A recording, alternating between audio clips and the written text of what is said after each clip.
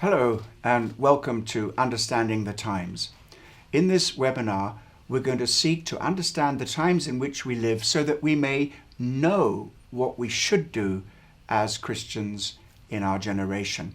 We're inspired by the sons of Issachar, the story from 1 Chronicles chapter 12. And there, these sons of Issachar were full of understanding. They knew the times that they lived in. They knew what Israel had to do, which was to make David king over the whole nation. And so for us as Kensington Temple and LCC members, we have been working together for many years to see what we can do to make a difference, to be salt and light in our society, in our families and our communities. Although it's our primary task to preach the gospel, to bring good news and to make disciples and to bring them to maturity, our desire also is to bring transformation to our society. And in order to do that, we need to know exactly what is going on in our world, to understand contemporary culture. Now, there are many approaches to understanding contemporary culture. There's the prophetic understanding. What is God saying to us? What's he doing in our generation? Then we can look at the problems facing society: injustice, poverty, global warming, terrorism, globalism, racism, and see what we can do to make the world a better place. We also need to understand the philosophies and ideologies that are at work in the contemporary world, and then come to this conclusion that it seems the Western world is abandoning its Judeo-Christian heritage in favor of a number of philosophies and ideologies: secular humanism, post-Christian society, which is defined by its antagonism to Christian truths and values; postmodernism, passing through various forms, whether it's the deconstructionist form or the applied postmodernism, or whether the reified postmodernism of today, where it takes actual meta-narratives and major kind of known knowns, truths, which is quite extraordinary to think of postmodernism speaking about truths, but it's their truth. And then we can also see the effects of non-Christian religions and the growth of non-Christian religions, and does that challenge us as Christians? Now, behind many of the philosophies and ideologies in our society, there is one undercurrent, one trend, one overriding worldview that is gaining dominance. And this is Wokeism, or critical theory.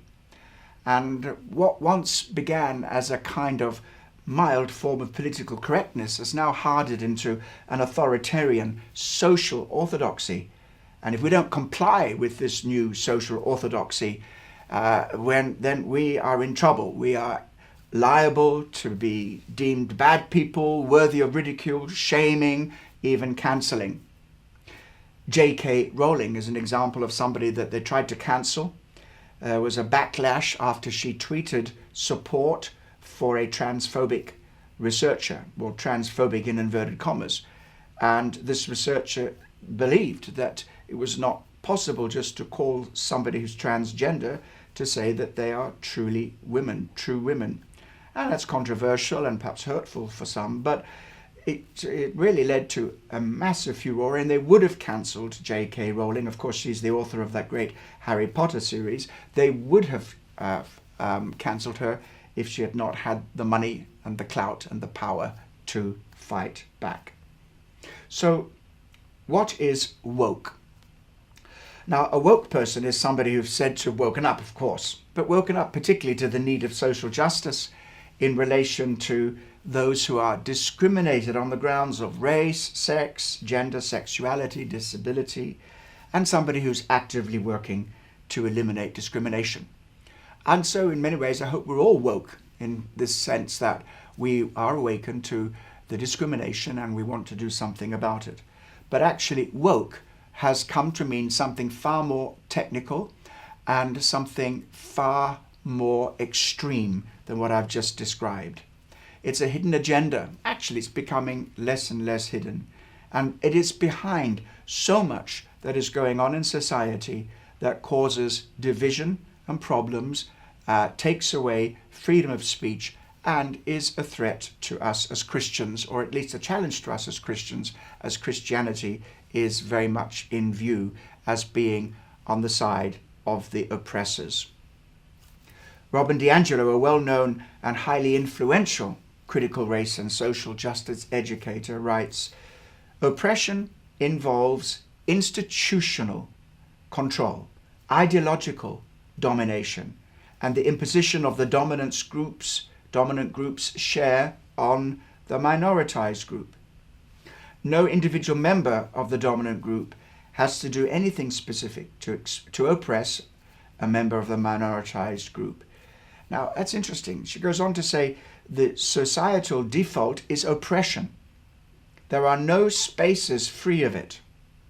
Thus, the question becomes, how is it manifesting here, rather than is it manifesting here? What that means is there need not be a specific instance of racism, transphobia, homophobia, sexism, or anything. There need not be an express manifestation of it intentionally, but it's present. It's present. So the question is not is it happening, but how is it happening? The Christian Institute, which is involved in bringing Christian influence in a secular society, calls this identity politics and describes it like this. Identity politics is a divisive ideology that has come to dominate public debate. It fractures society into groups formed around characteristics such as gender, sexuality, or ethnicity, pitting people against one another in an arms race of victimhood.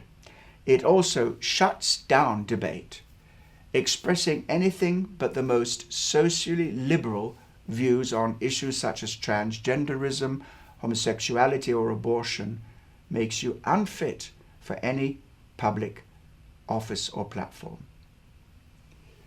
And then this briefing on identity politics goes on to say, this explains more about what identity politics is and why it is such a threat to freedom, which includes religious liberty. But this is not a specifically Christian problem. Even liberal people and people who are not committed Christians or even atheists or reject Christianity have come under the problem. For example, Selina Todd was instructed by university authorities not to attend lectures without 2 male bodyguards. Why? Trans activists made threats against her after she stated publicly that trans women should not be admitted to women-only spaces. And this is something that many old-style feminists are working on. They are not happy with transgender women using female toilets, and they have their various reasons for that. It's not because they are transphobic, but there is a viewpoint which they are not allowed to express. And then we have Nicholas Christakis, who in 2015, this Yale professor, was surrounded by outraged students in the university grounds and accused of racism. Why? His wife, also a Yale professor, had earlier emailed students suggesting that they should exercise their own judgment when deciding whether to wear Halloween costumes borrowed from other cultures. Christakis was called disgusting and accused of having created space for violence to happen. Well, certainly that situation got way out of hand, and how much of that was due to this woke agenda. We're going to examine more on this woke agenda, how we can recognize it, and what we can do about it in this webinar, Understanding the Times.